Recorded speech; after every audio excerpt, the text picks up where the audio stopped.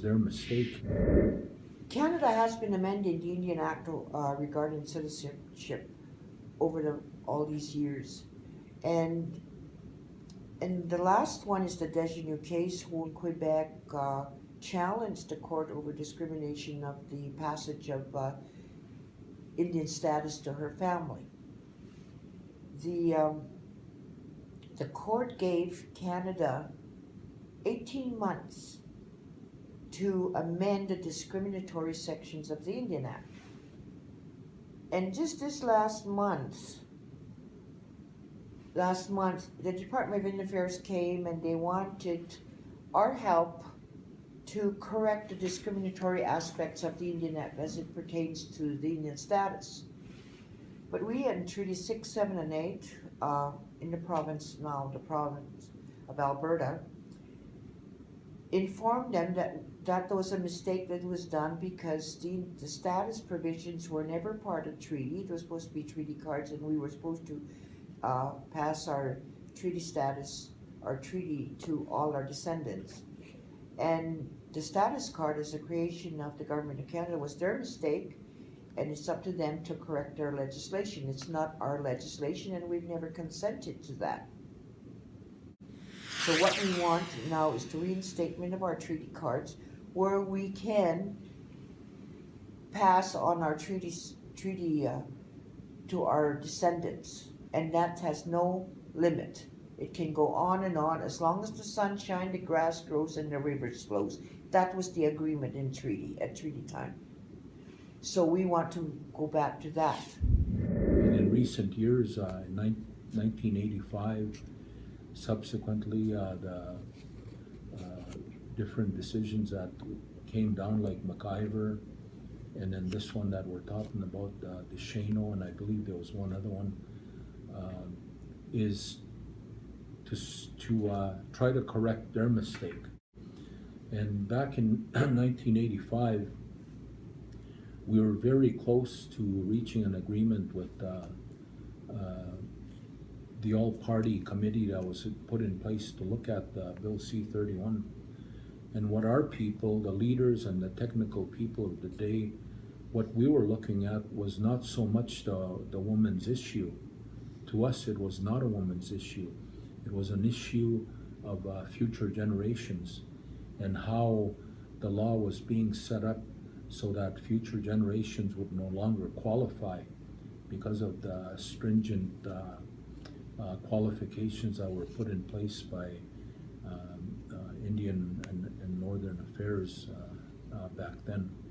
So that's a huge problem, and we all know that in 1951, another unilateral action took place. I believe it was September 4th, 1951, where prior to that, the chiefs had a list of their people.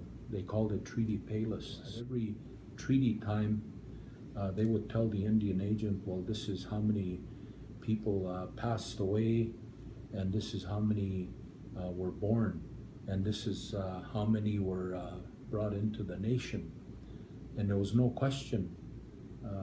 The Indian agent of the day was bound by treaty to honor the wishes of the leadership of the day. But in 1951, all of a sudden, through a unilateral action, that changed.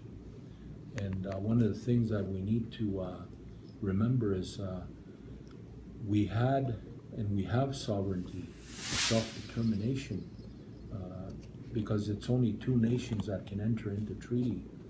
And way back when our ancestors entered into treaty, they never gave up their sovereignty. They never gave up their self-determination. And also the agreement was to live side by side and not to interfere in each other's governing of the peoples. And so my question has always been that who gave them that right? Show me a piece of paper, show me something that says that Indigenous peoples gave up that right to determine who their citizens are. it's something again that happened unilaterally, and it is a direct violation of the treaty. And in my mind, it is genocide, because under that genocide conventions, one of the provisions is trying to get rid of a group of people, and this is what's happening in today's world. Thank you. One important aspect of the relationship also is the conflict between the individual rights system that's in place in Canada here today, around the world, through the human rights mechanisms that exist out there, and us as Indigenous peoples. We've always had collective rights. We respect the right of every individual as long as it does not take away from the collective good of our nations. And that's one of the reasons why we went to the United Nations in the first place, because back after World War II, when the covenants were put into place, the different declarations, including the Charter of the United Nations, there was one race of people that was not at the table, and that's our people, the Indian people of the Western Hemisphere. And as a result of that, when we went to the UN, our elders told us that we need to go to other places where people can help us and support us in our fight to maintain our treaties. And that's one of the foundational things, was the collective rights of Indigenous peoples that were never spoken to in the existing human rights declarations and covenants that were formulated at the United Nations. So when we went to the UN, first of all in 1977, I wasn't at the first one, but at the second one in 1981, I was there. And then when the working group on Indigenous populations was formed, I was there. There was a handful of us there, not too many of us still here. But that was the reason why, is to go and advocate for our treaties and for the collective rights of our Indigenous peoples that were not spoken to in the existing covenants and declarations within the UN system.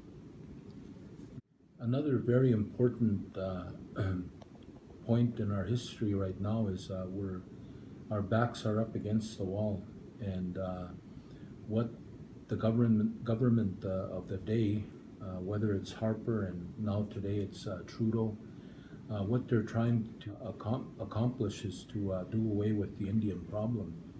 And to me, the way I look at it, it's a way of legislating our people out of existence. Because myself, I have 28 grandchildren today, and I'm very worried about them and their future, because of the different classifications. So we can't pussyfoot around anymore. We got to call it what it is. It is genocide. Some people try to say, oh, it's cultural genocide. Not quite genocide. It is genocide, because when you try to eliminate a group of people, that is genocide. You can't call it anything else but what it is, because after all, we are the original people of this land. The Creator put us on this beautiful country, and now people are coming here that don't have that right as the original inhabitants and trying to get us out of the way, and that is genocide. Thank you.